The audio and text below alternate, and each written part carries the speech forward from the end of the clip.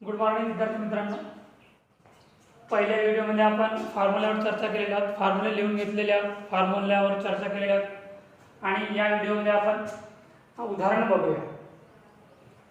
तर उदाहरण मी तुम्हाला ग्रुपवर पाठवेनच पीडीएफच्या स्वरूपात। ते उदाहरण तुम्ही व्यवस्थित आपल्या वहीमध्ये लिहून घ्या, त्याचं सॉल्युशन मात्र आपण इथे करूया। उदाहरण आहे, find out the regression coefficient from the following data. खालील प्रमाणे जो काही आपल्याला डाटा दिलेला आहे त्याच्यानुसार आपल्याला रिग्रेशन ऑफ कोएफिशिएंट कॅल्क्युलेशन करावं लागेल।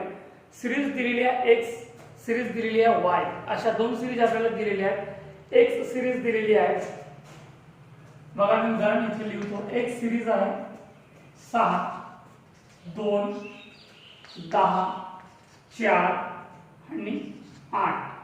y सिरीज आहे 9, 11, 5, 8 आणि 7। हे झालं उदाहरण।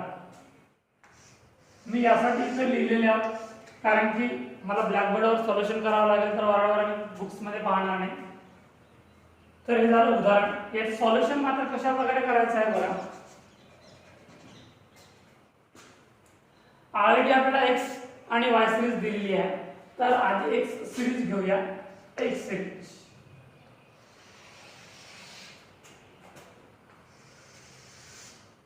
x सिरीज आहे 6, 2, 10, 4 आणि 8।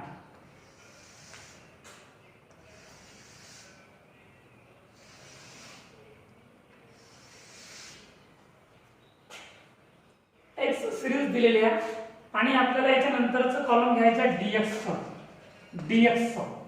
ठीक आहे, तर आपल्याला x सिरीज मधून कोणती एक संख्या घ्यायची आहे dx मधून। तुम्ही आपल्या इच्छेने कोणतीही संख्या घेऊ शकता। ज्या पद्धतीने आपण कोएफिशिएंट ऑफ कोरिलेशन मध्ये ज्या पद्धतीने सॉल्व्ह केलेले आहोत, x सिरीज नंतर dx चा कॉलम आणि dx ही संख्या आहे। या संख्येमधून आपल्याला कोणती एक संख्या घ्यायची आहे, तुम्ही स्वतःच्या इच्छेने कोणती संख्या घेऊ शकता। मी इथे घेत आहोत संख्या 10। तुम्ही कोणती संख्या घ्या, जर मी 10 घेतलं असेल तर तुम्ही 2 घ्या, 4 घ्या, 8 घ्या किंवा 6 घ्या। पण मात्र तुम्ही जी संख्या घ्याल इथे dx म्हणून, तर त्या संख्येसमोर तुम्हाला शून्य लिहिणे खूप आवश्यक आहे। आणि जी संख्या तुम्ही घ्याल dx म्हणून, तर त्या संख्येची तुलना बाकी संख्यांसोबत करायची आहे। जर संख्या लहान असेल तर मायनस मध्ये येईल आणि जर संख्या मोठी असेल तर प्लस मध्ये येईल। जसं की आता 10 पेक्षा 2 लहान आहेत म्हणून मायनस आणि 8 ने लहान आहेत म्हणून -8। 10 पेक्षा 6 कितीने लहान आहेत 4 ने म्हणून -4।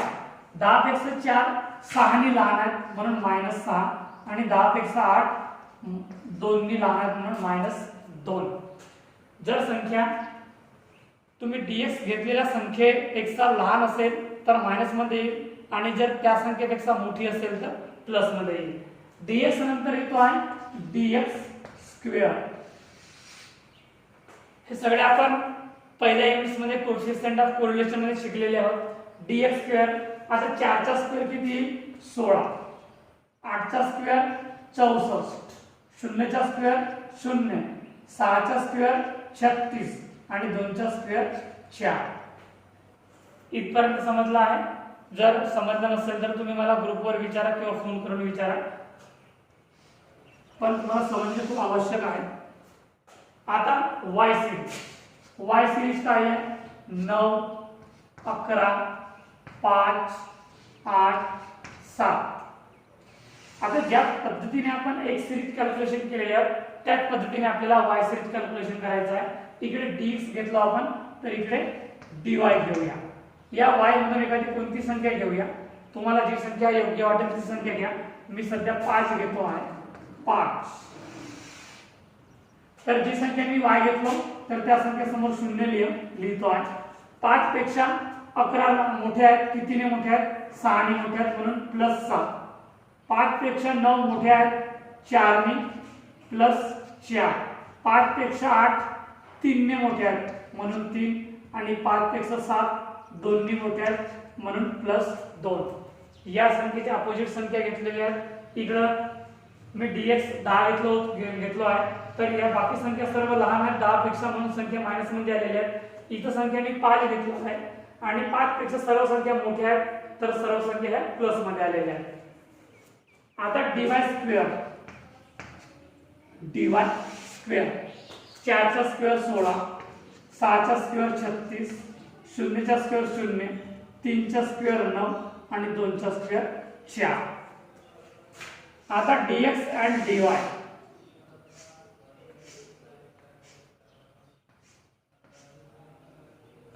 dy आपल्याकडे dx सुद्धा अवेलेबल आहे आणि dy सुद्धा अवेलेबल आहे. ह्या सगळ्या स्टेप्स आपण पहिल्या युनिटमध्ये शिकलेले आहोत आणि तीच स्टेप इथे आहे. 4 गुणिले 4 dx आणि dy चा गुणाकार करूया, म्हणजे तिथे dx गुणिला dy, dx -4 आहे आणि dy +4 आहे, तर 4 गुणिले 4 16, पण चिन्ह एक मायनस आहे म्हणून मायनस. नंतर 8 गुणिला 6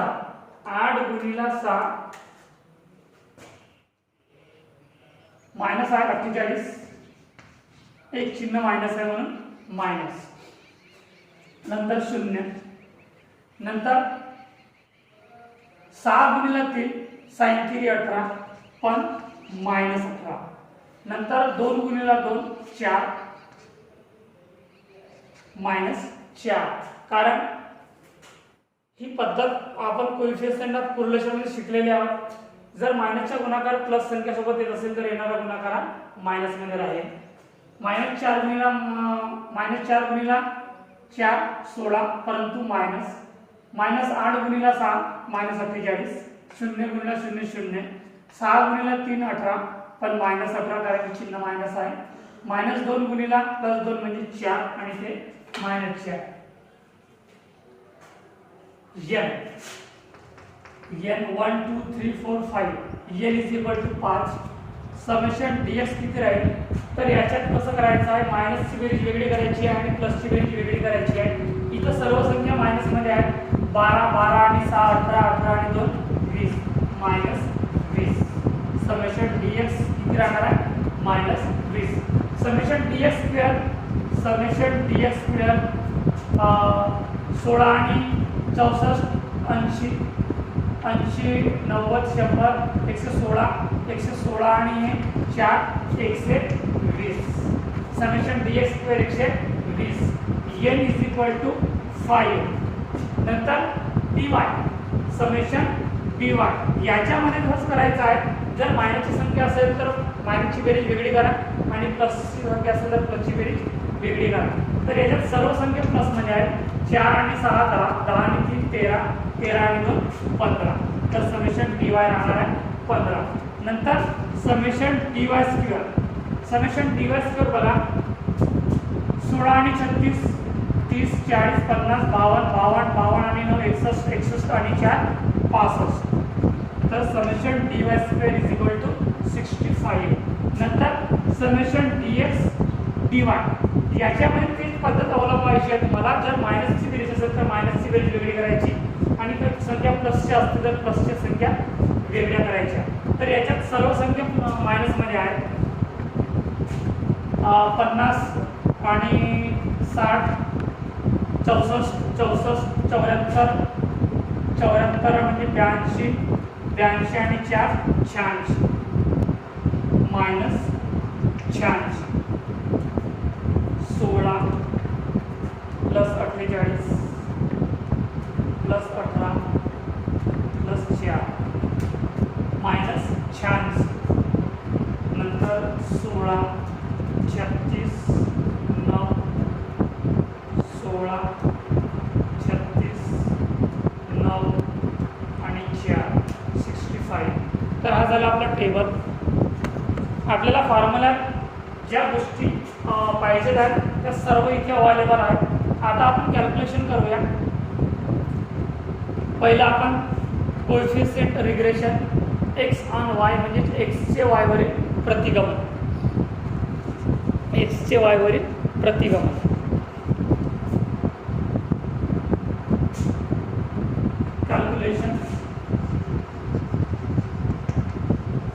calculation of regression coefficient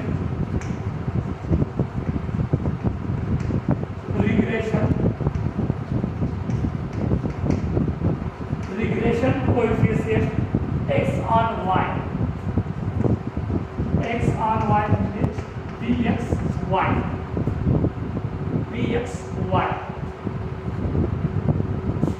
dxy is equal to मी तुम्हाला फॉर्म्युला लिहून दिलेला आहे बघा समेशन dx dy गुणिला n minus summation dx into summation dy upon summation dy square गुणिला n minus summation dy whole square.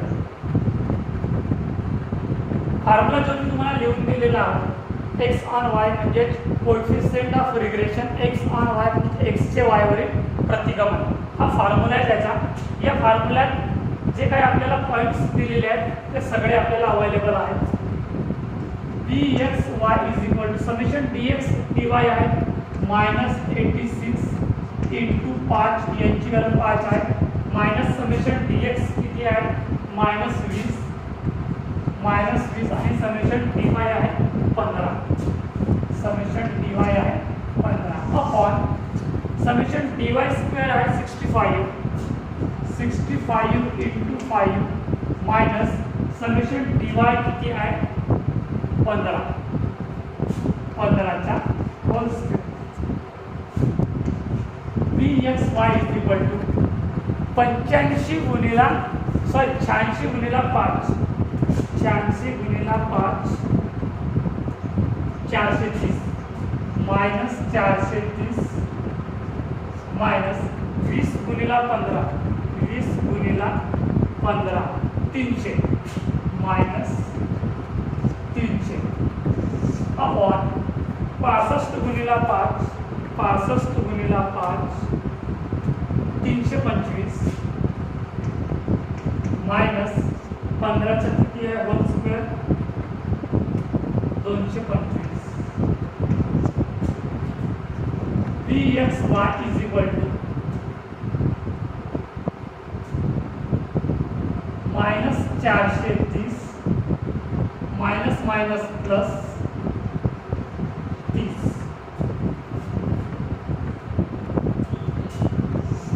325 minus 225 तर किती होतील 100. dxy is equal to आता बघा -430 आहे आणि प्लसची संख्या 30 आहे. ज्या पद्धतीने आपण dx किंवा dy कॅल्क्युलेशन करतो आहे मायनसची बेरीज वेगळी आणि प्लसची बेरीज वेगळी. जी संख्या मोठी राहील जी संख्या जास्त राहील त्या संख्येचे चिन्ह आपण उपयोगात आणतो आणि संख्या मायनस करतो.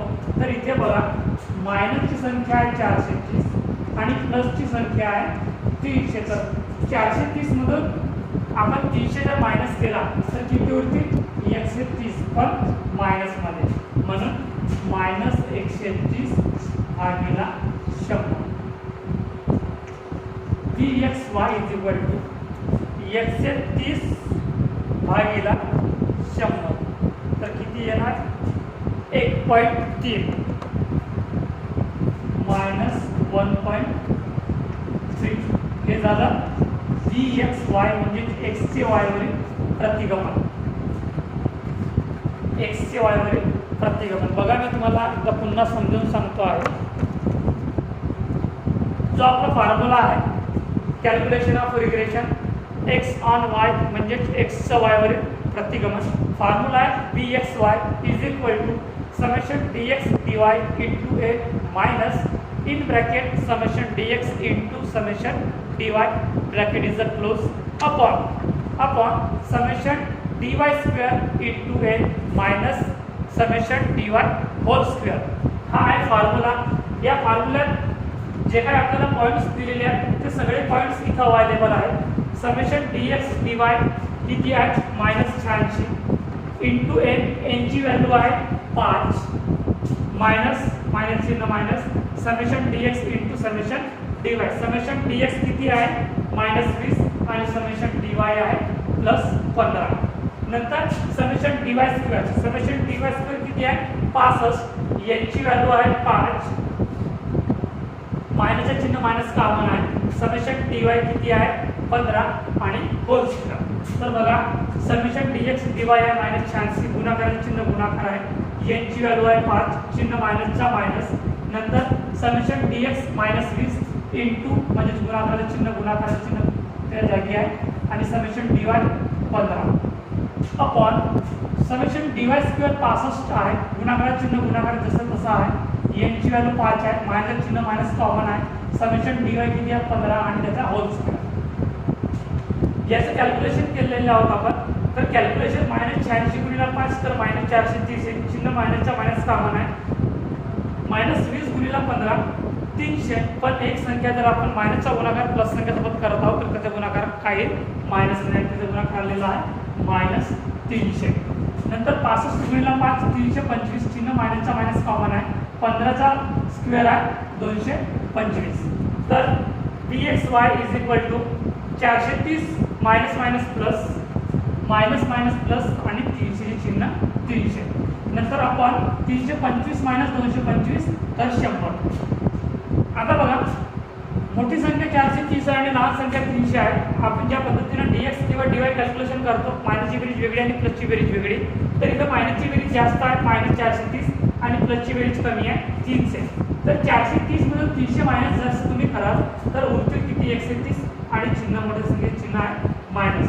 याचं कॅल्क्युलेशन केल्यानंतर -130 उरलेले आहे भागिले 100. तर याचा कॅल्क्युलेशन निघाला आहे dxy म्हणजे त्याचा प्रतिगमन निघालेला आहे -1.3. तर पहिला पॉईंट समजलं विद्यार्थ्यांना. सुरुवातीचे तुम्हाला 2-3 प्रॉब्लेम्स कठीण जातील समजायला, पण तुम्ही व्हिडिओ बघा. हे जे मी व्हिडिओ बनवतो ते तुम्हाला खूप फायदेशीर आहे आणि डिटेल मी सांगत आहे उदाहरणार्थ. तरी याच्या व्यतिरिक्त जरी तुम्हाला काही अडचणी आल्या तर तुम्हाला विचारा. हे झालं x चे y वरील प्रतिगमन. याच्या सेम टू सेम फक्त याची अपोजिट बाजू राहील, याची अपोजिट बाजू राहील. आपण कॅल्क्युलेशन मात्र सारखं करूया. Point number 2, calculation of regression coefficient y on x. तर याला मी मिटवतो आहे किंवा बाजूला लिहितो आहे, बाजूला लिहितो मी या बाजूला. पॉईंट नंबर ये समजा याला आणि इथे पॉईंट नंबर मी बी लिहितो. Calculation regression of coefficient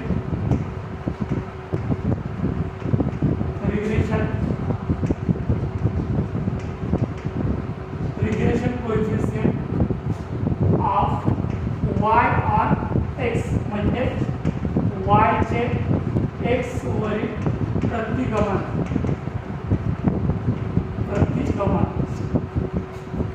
formula याच्या अपोजिट राहणार आहे. बघा इथं pxy आहे तर इथं byx आहे.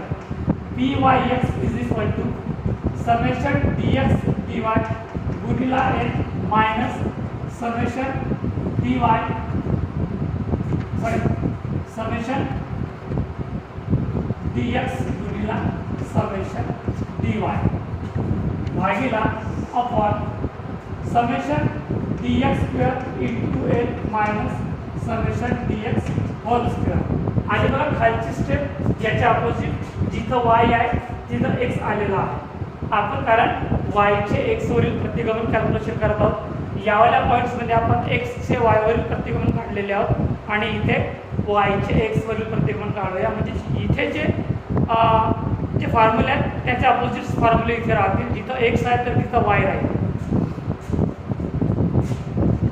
byx is equal to summation dx dy किती आहे -86 गुणिला 5 मायनस समेशन dx किती आहे समेशन dx -20 गुणिला 15 भागिला समेशन dx स्क्वेअर किती आहे summation dx square 120 summation dx square किती आहे 120 गुणिला 5 मायनस समेशन dx किती आहे -20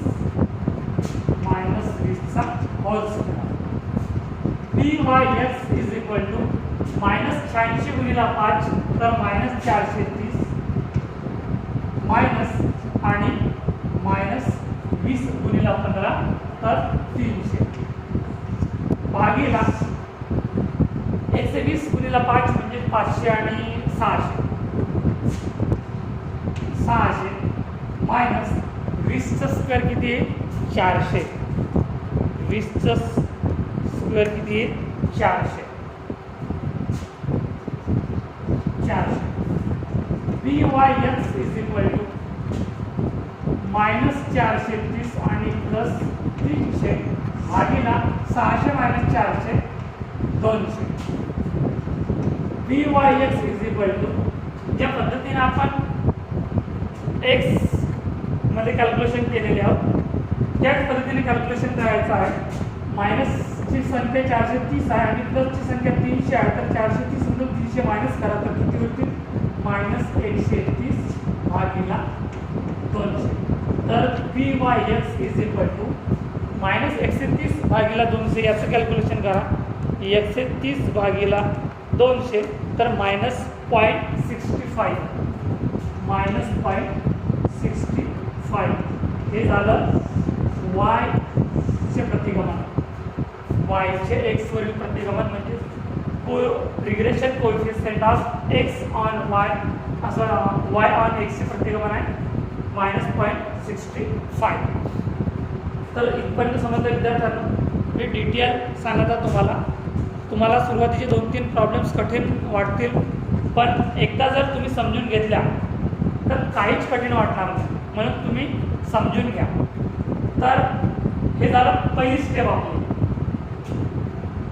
regression coefficient x on y and regression coefficient y on x म्हणजे x चे y वरील प्रतिगमन आणि y वरील x चे प्रतिगमन हे झालं आपलं रिग्रेशन. आता याच्यानंतर आपण कॅल्क्युलेशन करूया कोरिलेशन कोएफिशिएंट ऑफ कोरिलेशन. तर कोरिलेशन कशा पद्धतीने कॅल्क्युलेशन करायचं आहे हे तुम्हाला चांगल्या प्रकारे माहिती आहे कारण की याच्या आधी आपण शिकलेले आहोत. तर विद्यार्थ्यांना मी हे मिटवतो आहे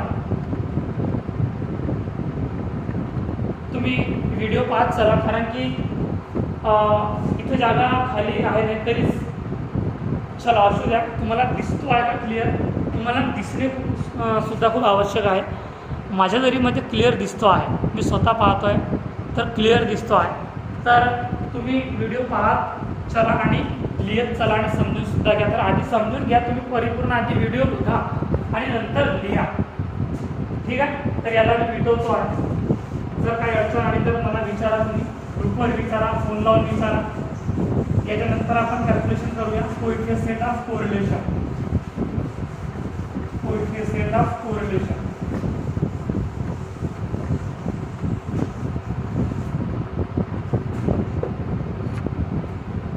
Point number 2 calculation of coefficient of correlation. याचा फॉर्म्युला तुम्हाला माहिती आहे विद्यार्थ्यांना I is equal to summation dx dy गुणिला n minus summation dx into summation dy upon under root summation dx square गुणिला n minus summation dx whole square गुणिला under root summation dy square गुणिला n minus summation dy whole square. r is equal to summation dx dy आहे -86 गुणिला 5 minus summation dx किती आहे -20 गुणिला 15 -20 गुणिला 15 भागीला under root summation dx square आहे 120 गुणिला 5 मायनस समेशन dx आहे -20 होल स्क्वेअर गुणिला under root summation dy square आहे 65 इंटू 5 मायनस समेशन dy आहे 15 चा whole square. r is equal to -86 गुणिला 5 430 86 गुणिला 5 430 -430 मायनस 320 गुणिला 15 300 अंडर रूट 120 गुणिला 5 120 गुणिला 5 600 600 मायनस 20 चा होल स्क्वेअर 400 गुणिला अंडर रूट 65 गुणिला 5 65 गुणिला 5 325 325 मायनस 15 चा स्क्वेअर किती आहे whole square 225 r is equal to minus 430 minus minus minus plus 300 भागीला अंडर रूट 600 मायनस 400 200 गुणिला under root 325 minus 225 100 r is equal to minus 130 भागीला 200 चा रूट किती आहे 200 चा रूट आहे 14.14 14.14 गुणिला 100 चा रूट किती आहे 10 100 चा root 10 r is equal to minus 130 भागीला 14.14 गुणिला 10 14.14 गुणिला 10 तर 141.4 141.4 तर r इज इक्वल टू 130 भागीला 141.4 तर याचं कॅल्क्युलेशन आलेलं आहे minus point round figure 92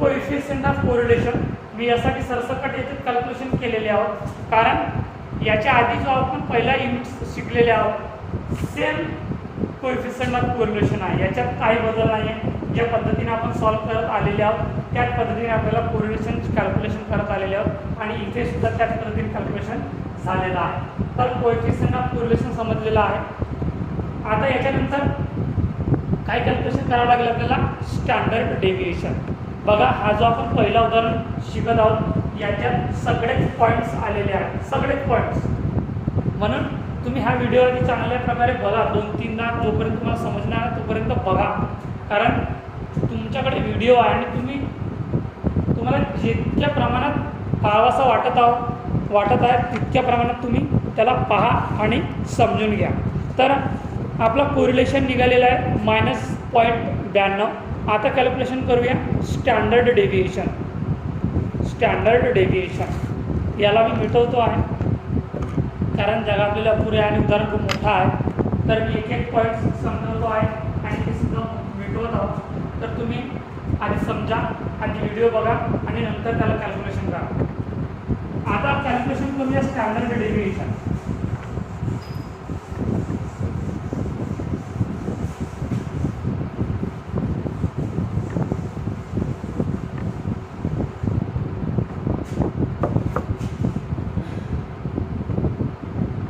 calculation of point number 4 calculation of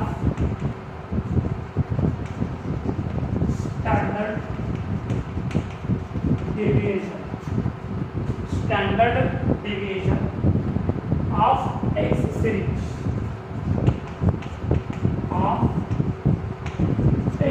आपल्याला या उदाहरणात आणि याच्यानंतरच्या प्रत्येक उदाहरणात म्हणजे रिग्रेशन ॲनालिसिसमध्ये दोन सिरीजचं आपल्याला कॅल्क्युलेशन करावं लागेल एक्स आणि वाय तर या उदाहरणात बघा आधी आपण स्टँडर्ड डेव्हिएशन कॅल्क्युलेशन करूया एक्स सिरीजचं याच्यानंतर कॅल्क्युलेशन करूया आपण वाय सिरीजचं फॉर्म्युला आहे S D X is equal to under root summation D X square into L minus under root summation dx upon n whole square standard deviation of x is equal to under root summation dx square किती आहे 120 भागीला 5 minus summation dx किती आहे -20 भागीला 5 whole square बघा standard deviation मध्ये बघा standard deviation of x म्हणजे dx is equal to formula आहे अंडर रूट मध्ये समेशन dx स्क्वेअर कारण इथं एक्स स्क्वेअर आलेला आहे कारण की आपल्याला स्टँडर्ड डेविएशन आपण एक्स सिरीजचे कॅल्क्युलेशन करत आहोत. ज्यावेळी आपण वाय सिरीजचं कॅल्क्युलेशन करूया स्टँडर्ड डेविएशन तेव्हा तिथे वाय येणार आहे. ठीक आहे. तर अंडर रूट म्हणजे summation D X square upon N minus summation D X upon N whole square याचा होल स्क्वेअर आहे. त्याची व्हॅल्यू आपल्याला दिलेली आहे सर्व व्हॅल्यू. समेशन डी एक्स स्क्वेअरची व्हॅल्यू आहे 120 अपॉन एनची व्हॅल्यू आहे 5 मायनस समेशन डी एक्सची व्हॅल्यू आहे -20 आणि एनची व्हॅल्यू आहे 5 त्याचा whole square. S D X is equal to under root 120 भागिला 5 किती येणार आहे 120 भागिला 5 120 भागिला 5 24 120 भागिला 5 24 माइनस 20 भागिला 5 माइनस 4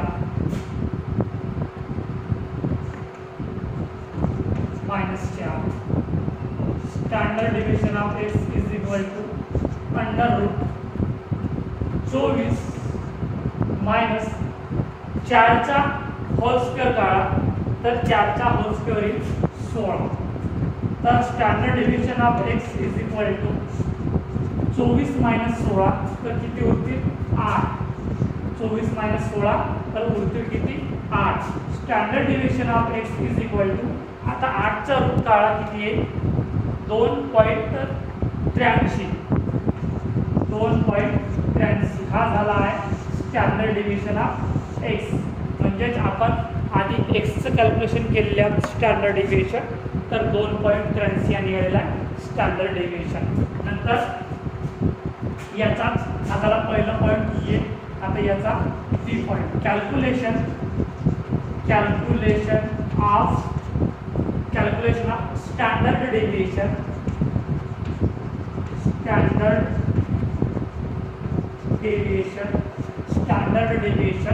ऑफ वाय सिरीज. आता बघा आपण एक्स सिरीजचं कॅल्क्युलेशन केलेले आहोत स्टँडर्ड डेविएशन. आता करूया वाय सिरीजचं स्टँडर्ड डेविएशन कॅल्क्युलेशन. याचा फॉर्म्युला आहे S D Y is equal to under root summation D Y square upon N minus summation D Y upon N whole square. बघा त्याच्या opposite formula आहे. जिथं x लागलेला आहे तर इथे वाय लागलेला आहे. एस डी वाय म्हणजे standard deviation of Y series.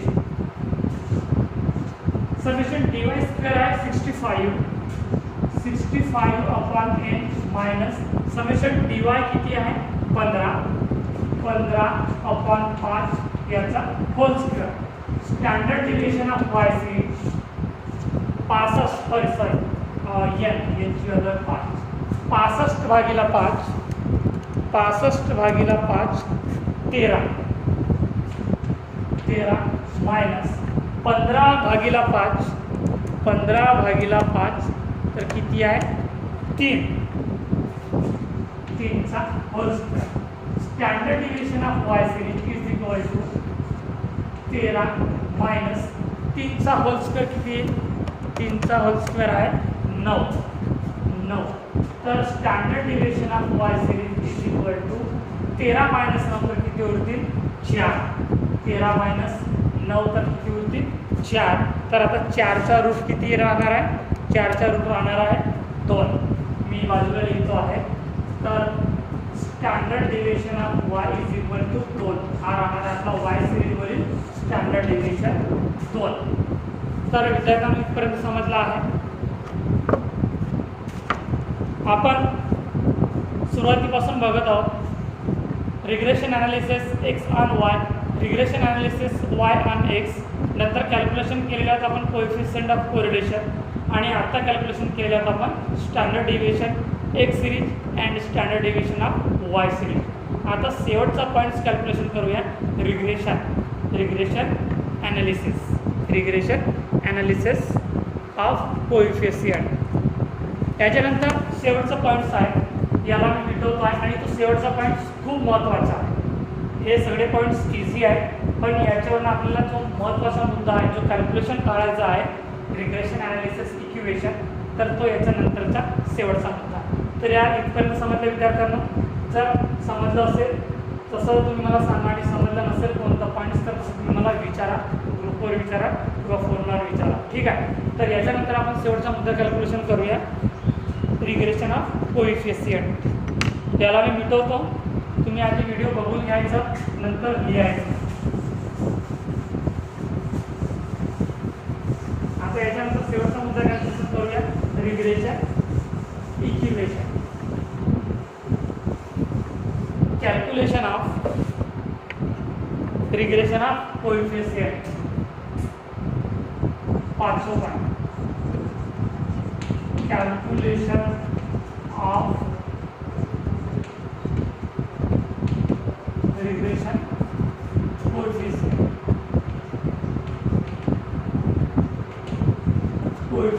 शेवटचा मुद्दा आहे कॅल्क्युलेशन ऑफ रिग्रेशन कोएफिशियंट. जे आपण याचे जे पार्ट्स पाडलेले आहेत bxy आणि byx, हे होणार आहे आपलं त्याच्यात calculation. bxy is equal to R standard deviation x series and standard deviation of y series. हा फॉर्म्युला आहे. याच्यात आपण एक एक पॉईंट्स कॅल्क्युलेशन करूया. bxy तिथं मी लिहितो आहे bxy म्हणजे छावाला पॉईंट ये पॉईंट बघा, पाचव्याचा ये point. bxy is equal to R. R म्हणजेच कोरिलेशन. कोरिलेशन किती निघालेलं होतं बघा, आता मी तर मिटवला पुस्तकात बघतो आहे, -0.92. Standard deviation x and standard deviation Y. Standard deviation किती निघालेलं होतं आपला बघा, एक्स स्टँडर्ड डेविएशन 2.83 आणि standard deviation of Y series किती निघालेलं होतं, 2 निघालेलं होतं, 2. आता bxy इज इक्वल टू -0.92 गुणिला, त्याच्यात गुणाकाराचं चिन्ह असतो आहे, तर 2.83 भागिले 2.83 भागिले 2 तर किती निघतील, 1.42. bxy इज इक्वल टू 0.92 म्हणजेच मायनसमध्ये दिलेलं आहे, तर 0.92 गुणिला 1.42 तर किती होणार, -1.31. हा झाला आपला रिग्रेशन कोएफिशियंट, -1.31. आता बी पॉइंट, कॅल्क्युलेशन ऑफ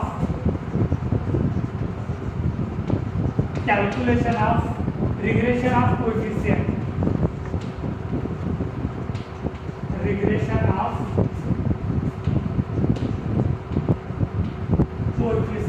म्हणजे byx. हा झाला byx is equal to R standard deviation of y series and standard deviation of x series.